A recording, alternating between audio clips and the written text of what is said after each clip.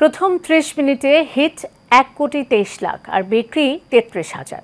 এভাবে মাত্র আড়াই ঘন্টায় দ্রুত শেষ হয়ে যায় ২৯ তারিখের ট্রেনের অগ্রিম টিকিট।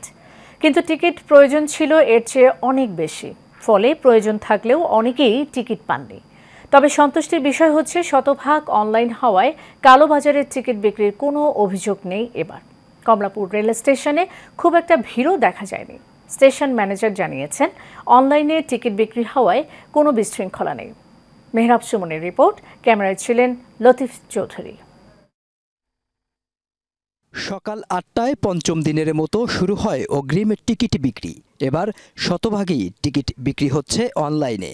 যাত্রীদের সুবিধার্থে পশ্চিমাঞ্চলের ট্রেনের টিকিট সকাল ৮টায় এবং পূর্বাঞ্চলের ট্রেনের টিকিট পাওয়া যাচ্ছে দুপুর ২টা থেকে। চাহিদার তুলনায় টিকিটের যোগান কম থাকায় অনেকেই হতাশ। আবার যারা টিকিট পেয়েছেন তাদের চোখে মুখে ছিল বাড়ি ফেরার আনন্দ। আমি সকাল ৯টার দিকে আসছি, এসে অতটুকু ভিড় পাই নেই। সো আলহামদুলিল্লাহ আমি আমার টিকিট পেয়েছি। আমি আমার গন্তব্য যাব হচ্ছে উল্লাপাড়াতে। আমি যাব পঞ্চগড়, আমার রুগী আছে। আমি পঞ্চগড় যাব, কাউন্টারে আসি, কিন্তু টিকিট পাইনি। অনলাইনেও কাটছি, অনলাইনেও টিকিট পাচ্ছি না আর কি। অনলাইনের টিকিট তো ছাড়ার সাথে সাথে শেষ হয়ে যায়, তো এই জায়গায় আমরা সাধারণ যাত্রীরা খুব ভুগতেছি।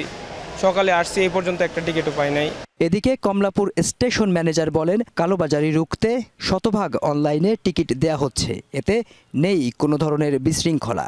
গত ১৪ তারিখ থেকে ঈদের অগ্রিম টিকিট বিক্রয় শুরু করছে। সেই কার্যক্রমের অংশ হিসাবে আজকে ২৯ তারিখের টিকিট দেওয়া শুরু করছে সকাল ৮টা থেকে।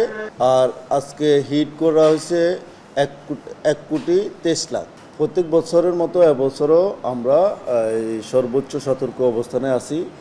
আমাদের আইনশৃঙ্খলা রক্ষাকারী বাহিনী, আমাদের আরএমবি, আমাদের জিআরপি, এরপর আমরা এফইবিএন আমাদেরকে সহযোগিতা করার জন্য থাকবেন, র্যাব থাকবেন, সব ধরনের আইনশৃঙ্খলা রক্ষাকারী বাহিনী থাকবেন। Mehrab Suman, Asian television, Dhaka.